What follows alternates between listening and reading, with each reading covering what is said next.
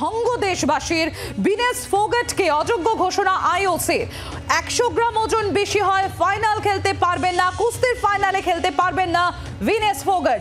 অতিরিক্ত 100 গ্রাম ওজন বেশি থাকায় ছিটকে গেলেন। বুধবার রাতে অলিম্পিক্সে সোনা জয়ের লক্ষ্যে, অর্থাৎ আজ রাতেই অলিম্পিক্সে সোনা জয়ের লক্ষ্যে নামার কথা ছিল ভারতের তারকা কুস্তিগির ভিনেস ফোগাটের, কিন্তু তার আগেই মিলল দুঃসংবাদ। প্যারিসের স্থানীয় সময় সকালে ওজন করার সময় দেখা যায় ভিনেসের ওজন বেড়ে গিয়েছে। 50 কেজি বিভাগে তার নামার কথা, কিন্তু ওজন করার সময় দেখা যায় 100 গ্রাম বেশি হয় নির্ধারিত ওজনের থেকে। আর এই নিয়ম লঙ্ঘন করার জন্য পদক হাতছাড়া হয়ে গেল তারকা কুস্তিগিরের। দেবাঞ্জন বন্দ্যোপাধ্যায় আমাদের প্রতিনিধি রয়েছেন আমাদের সঙ্গে। দেবাঞ্জন, এক তো স্বপ্ন ভঙ্গ দেশবাসীর, ভিনেসের হাত ধরেই এক সোনার স্বপ্ন বুনেছিল দেশবাসী, কিন্তু তারপরেও এটা খুবই দুঃখজনক যে ওসাকা, যে বিশ্বের নাম্বার 1, তাকে নকআউটে হারানোর পর ফাইনালে পার্টিসিপেট করতে পারল না শুধুমাত্র 100 গ্রাম ওজন বেশি হওয়ার কারণে। এটাই রহস্য সম্প্রীতি। তার কারণ আমরা কথা বলেছিলাম সর্বভারতীয় কুস্তি সংস্থার ভাইস প্রেসিডেন্ট অসিত সাহার সঙ্গে। তিনি বাংলারই মানুষ, তিনি কিন্তু আমাদের একদম সরাসরি বলেছেন আন্তর্জাতিক নিয়ম অনুযায়ী কুস্তিগীরদের কাছে ঠিক বাউটের আগে, তার কারণ নিয়মটা হচ্ছে ইভেন্টের দিন সকালবেলা একবার তোমাকে ওজন করা হবে, আবার তারপরে বাউটে নামার আগে তোমাকে আরেকবার ওজন করা হবে। সেক্ষেত্রে অনেক ক্ষেত্রেই কিন্তু এই নজির আছে 3 কিলো 4 কিলো পর্যন্ত ওজন কমিয়ে বাউটে নামার আগে কিন্তু কুস্তিগিররা তারা ম্যাটে নামেন। কিন্তু সেক্ষেত্রে আজকে 100 গ্রাম ওজনের জন্য কেন ভিনেস ফোগাট বাতিল হয়ে গেলেন, সেটাই কিন্তু একটা বড়সড় প্রশ্ন।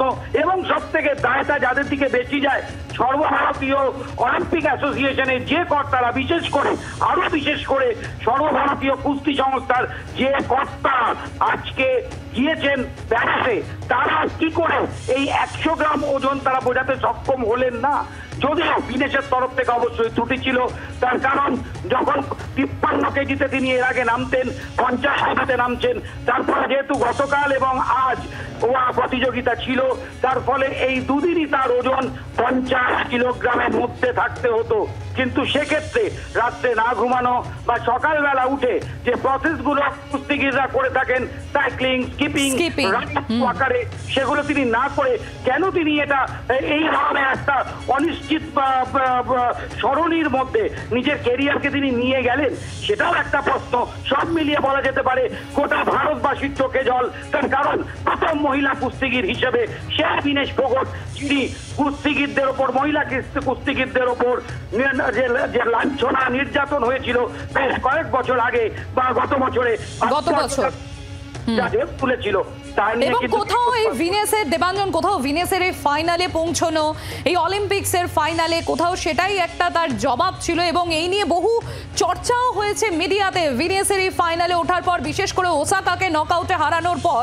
এবং আজকের ফাইনালে তার প্রতিদ্বন্দ্বী সারা, ইউএসএর সারা, এবং যে ওয়ার্ল্ডের সেকেন্ড বেস্ট বলে আমরা জানি। দেবাঞ্জন, আমি আসছি এই বিষয়টি নিয়ে আরো ডিটেলসে তোমার কাছে।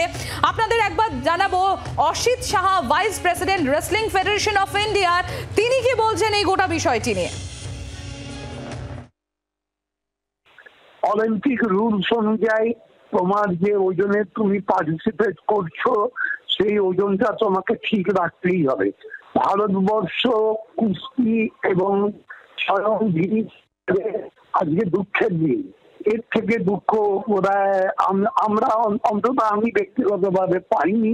যেভাবে ও ফাইনালে এগিয়েছে, বিটিং দা মেনলি টেনিস রেসলার, যে ডিফেন্ডিং অলিম্পিক চ্যাম্পিয়ন, 4 বছরের বিশ্ব চ্যাম্পিয়ন, তাকে হারিয়ে যে রথের গতি মানে ওর এগোচ্ছিল, সেখানে ওকে নিশ্চিত স্বর্ণপদক থেকে কেউ আটকাতে পারতো না। আমি তো বলবো ওখানে বহু কর্তা নিশ্চয়ই আছে। যেখানে একটা স্বর্ণপদকের ব্যাপার, সেখান তো তাদের লড়াইটাকে উজাড় করে দেওয়া উচিত। যতটা সম্ভব লড়াই করে যদি কোনো রাস্তা খুঁজে বার করা যায়, অ্যাজ পার অলিম্পিক রুলস এর মধ্যে কিছু থাকে, সেই লড়াইটা ম্যাচের বাইরেও তাদের ছাড়া দিয়েছি।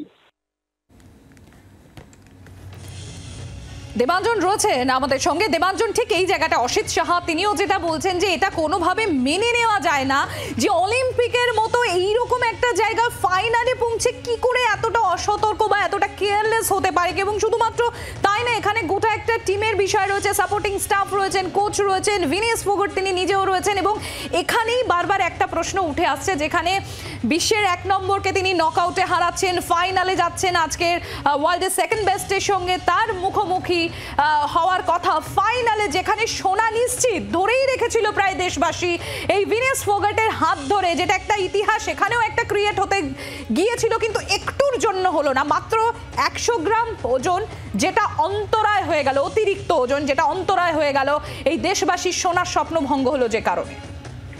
একদমই তাই সম্প্রীতি, সেটা হচ্ছে যে দায়টা বিনেশের ক্ষেত্রে তো অবশ্যই, কিন্তু যে কথাটা তুমি উল্লেখ করলে সেই কোচ, সাপোর্ট স্টাফ এবং সর্বোপরি যে কর্তারা গিয়েছেন তারা ওখানে থেকে তাহলে করলেনটা কি। আমার মনে আছে মেরি কম যিনি সবারের বিশ্ব চ্যাম্পিয়ন, তিনি যখন শেষবার বিশ্ব চ্যাম্পিয়ন হয়েছিলেন তখন তার সঙ্গে কথা বলার সৌভাগ্য হয়েছিল আমার। তিনি বলেছিলেন যে এই ওজন কম রাখাটা একটা ট্রিক এবং এর জন্য কোচ, কর্মকর্তা, সাপোর্ট স্টাফ এরা নিরন্তর এবং যারা সহকারী রয়েছে তারা সেই খেলোয়াড়কে ইভেন্টের দিন বা তার আগের দিন রাতে যথাসাধ্য তারা সহযোগিতা করেন। যখন তারা দেখলেন যে ভিনেশ গত রাত্রে ঘুমোচ্ছেন না, যা শোনা যাচ্ছে যে ভিনেশ গত রাত্রে ঘুমননি এবং সারাদিন টেনশনে ছিলেন, সেই কারণে হয়তো হতে পারে তার কিছুটা ওজন বেড়ে গেছে।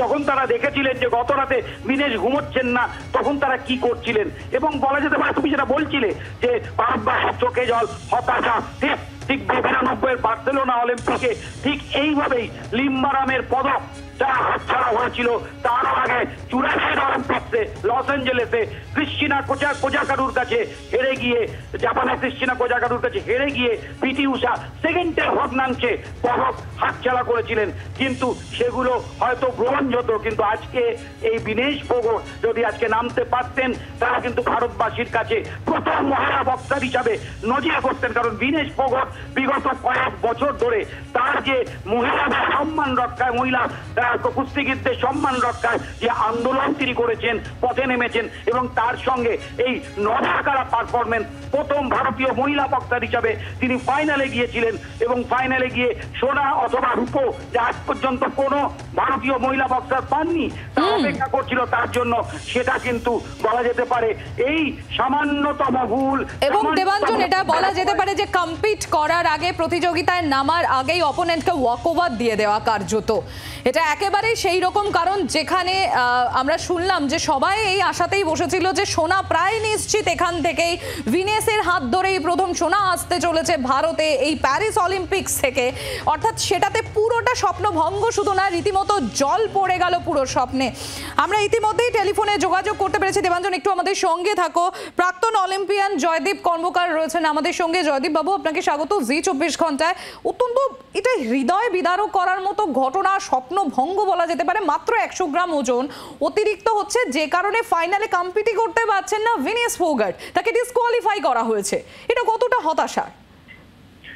দেখুন, সত্যি মানে যাকে হার্ট ব্রেক বলে, আমরা সবাই আশা করে আছি যে ফাইনালে উঠেছে প্রথম মহিলা এবং পদক তো পাবেই, সোনার পদকের জন্যই আমরা আশা করছিলাম। কিন্তু হঠাৎ করে সকালবেলা এই খবর, সত্যি মানে একদম এতটা হার্ট ব্রেক হয়েছে যে আমি মানে বলে বোঝাতে পারবো না। কিন্তু কিছু জিনিস মনের মধ্যে থাকছে, যেমন গতকাল যদি উনি ওয়ে ইন করে থাকেন ম্যাচ, প্রি ম্যাচ, তো সেখানে যদি উনি লেজিটিমেট ওয়েট ওনার থাকে 50 কিলোর নিচে, ওনাকে খেলতে দেওয়াও হয়, উনি খেলেছিলেন এবং দুটো হারিয়েছিলেন অপূর্ব পারফরমেন্স দিয়ে, সেই জায়গায় সেখান থেকে ফাইনালে উঠলেন। কিন্তু আজকে সকালে প্রি ওয়েটে যদি তাকে 100 কি 150 গ্রাম বেশি পাওয়া যায়, তো সেটাতে ডিসকোয়ালিফিকেশনটা কি করে হয় আমি সেটা বুঝতে পারছি না। একটাই কারণে, যদি আমার সত্যি কথা বলতে আমি রেসলিং এর অতটা রুল জানি না, কিন্তু আমার কাছে লজিকে অবাক লাগছে যে একজন যদি ফাইনালে উঠে যায়, সে তো তাহলে ওখানে ওয়াক ওভার দিয়ে দিল কি হেরে গেল, তাতে সে সিলভার পেতে পারে, যে সে খেললোই না, উইথড্র করে নেওয়া হলো।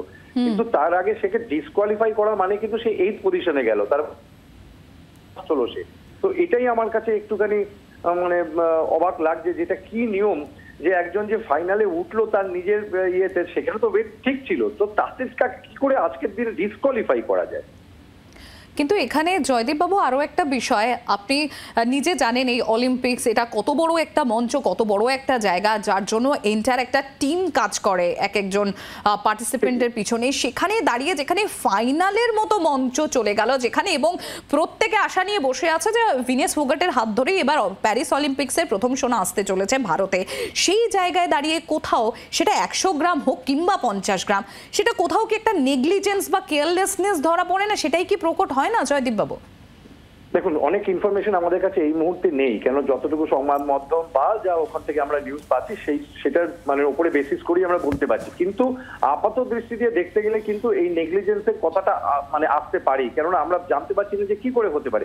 আজকে আমার যেই লজিকটা বলছিলাম, যদি সকালবেলা আমরাও ওয়েইং করেছি, তো অফিসিয়াল ওয়েইং করার আগে নিশ্চয়ই আমাদের শিবিরে ওয়েইং করা হয় বা রাত্রিবেলা ওয়েইং করা হয়। হ্যাঁ, তো যখন ওয়ে করা হবে তারপরে যদি দেখা যায় যে সে 100 গ্রাম কি 200 গ্রাম কি যাই হোক সে বেশি যাচ্ছে, তাহলে তো আমি প্রথম আমার শিবির থেকে যেটা বলবো, আমি চোটের কারণে তাকে আমি উইথড্র করে নেবো। আর যদি উইথড্র করে নেওয়া হয় তাহলে কিন্তু সে সিলভার পাবে। অনেক ধন্যবাদ জয়দীপ বাবু। আমরা কথা বলছিলাম প্রাক্তন অলিম্পিয়ান জয়দীপ কর্মকার ছিলেন আমাদের সঙ্গে। দেশবাসীর স্বপ্নভঙ্গ, আমাদের প্রতিনিধি দেবাঞ্জন রয়েছেন আমাদের সঙ্গে। দেবাঞ্জনের কাছে চলে যাবো। দেবাঞ্জন, এখানে আরও একটা বিষয় উঠে আসছে যে ভিনেস ফোগাট তাকে ডিসকোয়ালিফাই যদি করা হয়ে থাকে, তাহলে এবার পদকের বিষয়টা কি হচ্ছে, যে প্রশ্নটা জয়দীপ বাবু একটু আগেই তুলেছেন। একদমই, এক্ষেত্রে অলিম্পিক অ্যাসোসিয়েশনের যা সিদ্ধান্ত, সেই সিদ্ধান্ত অনুযায়ী এই বিভাগে যেহেতু ম্যাচটি হচ্ছে না, তার ফলে সোনার পদক চলে যাবে সেই সারা হেলডারের কাছে, ইউএস এর কুস্তিগির, যিনি যাকে ভিনেস ফোগাট এই ম্যাচে বহুবার হারিয়েছেন। তার ফলে কার্যত তিনি সারা পাবেন গোল্ড। আর যিনি এখানে রূপো বলে কিছু থাকছে না এই ইভেন্টে কেবলমাত্র সোনা আর ব্রোঞ্জ পদক থাকবে। তার ফলে ভিনেসের কাছ থেকে পদক বলা যেতে পারে তার দরজায় কড়া নেড়েও সেখান থেকে চলে গিয়েছে সম্প্রীতি। এটা শুধু ভিনেসের নয়, গোটা ভারতবাসীর। কিছুক্ষণ আগে প্রধানমন্ত্রী নরেন্দ্র মোদী তিনিও একটি হৃদয় বিদারক টুইট করেছেন। তিনি বলেছেন যে ভিনেস, আজকের ঘটনা নিঃসন্দেহে একটা বিশাল বড় সেটব্যাক, কিন্তু তুমি তামাম ভারতবাসীর কাছে একজন চ্যাম্পিয়ন হিসেবেই তুমি পরিগণিত হবে। সম্প্রীতি এই হচ্ছে আজকের যা এখনো পর্যন্ত পাওয়া যাচ্ছে। একটু আমাদের সঙ্গে থাকো দেবাঞ্জন, ঠিক এই জায়গাটা একবার তুলে ধরব। নরেন্দ্র মোদী প্রধানমন্ত্রী তিনিও এক্স হ্যান্ডেলে পোস্ট করেছেন। তিনি লিখেছে, ভিনেস তুমি চ্যাম্পিয়নদের মধ্যে চ্যাম্পিয়ন, ভারতের গর্ব এবং প্রতিটি ভারতীয়ের জন্য অনুপ্রেরণা। চ্যালেঞ্জ মোকাবিলা করা সবসময় আপনার স্বভাব, আরও শক্তি বাড়িয়ে ফিরে আসুন। এক্স হ্যান্ডেলে পোস্ট করেছেন নরেন্দ্র মোদী, তিনি এক্স হ্যান্ডেলে পোস্ট করেছেন।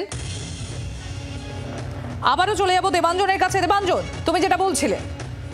হ্যাঁ, তো তার ফলে সম্প্রীতি আজকে কিন্তু এই ইভেন্টে 50 কেজি কুস্তির যে বিভাগ মহিলাদের, সেই কুস্তির বিভাগে কিন্তু আজকে কোনো সিলভার মেডেল থাকছে না। তার ফলে বিদেশের বিরুদ্ধে কোনো না লড়াই মার্কিন যুক্তরাষ্ট্রের কুস্তিগির তারা তিনি কিন্তু সোনার পদক গলায় চড়াবেন। আর সেটা ভারতবাসীকে, গোটা বিশ্বকে আজকে তা দেখতে হবে, যেখানে ভিনেস মাত্র 100 কেজি ওজন বেড়ে যাওয়ায় 100 গ্রাম, দেবাঞ্জন মাত্র 100 গ্রাম ওজন বেড়ে যাওয়ার জন্যই অত্যন্ত দুর্ভাগ্যজনক এটা যে গোটা দেশবাসী, ভারতবাসীর স্বপ্ন ভঙ্গ হলো, সোনার স্বপ্ন ভঙ্গ হলো। এবং শুধুমাত্র তাই নয় দেবাঞ্জন, ঠিক যে কথাটা বারবার তোমার আমার এই কথোপকথনে উঠে আসছে, সেটা হচ্ছে এই যে ইউএসএ সারা, যে ভিনেসের সামনে অত্যন্ত সহজ একজন প্রতিপক্ষ।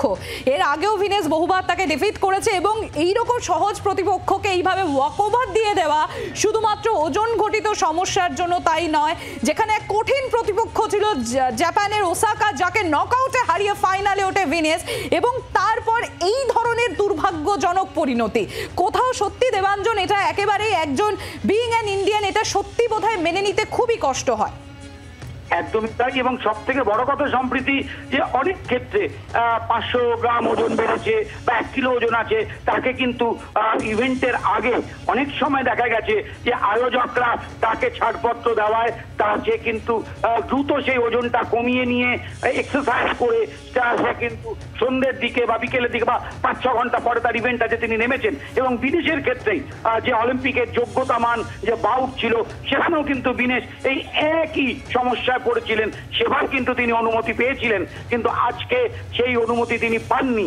তার ফলে কিন্তু যে সারা ছিল বিনেশের কাছে একটা বলা যেতে পারে কে যদিও খেলায় কিছু বলা যায় না, খেলায় তখন কি হয়, কিন্তু বলা যেতে পারে সেই সে কুসুমাস্তীর্ণ পথ ছিল ভারতের হয়ে প্রথম মহিলা হিসেবে কুস্তি থেকে সোনার পদক নিয়ে আসা, সেটা কিন্তু এই মুহূর্তে কণ্টক বিছানো হয়ে গিয়েছে। যে তার ফলে ভারতবাসী কিন্তু আজকে অত্যন্ত হতাশার মধ্যে আজকে রয়েছেন। তার কারণ তারা ভেবেছিলেন আজকে বিদেশের থেকে পদক পাবেন, সাবলেট থেকে পদক পাবেন ট্রিপল চেজে 3000 মিটার ট্রিপল চেজে, তার ফলে কিন্তু একটা পদকের স্বপ্ন ইতিমধ্যে কিন্তু বলা যেতে পারে শেষ হয়ে গেল। অনেক ধন্যবাদ দেবাঞ্জন। বাংলার আওয়াজ, বাঙালির আবেগ, জি 24 ঘন্টা।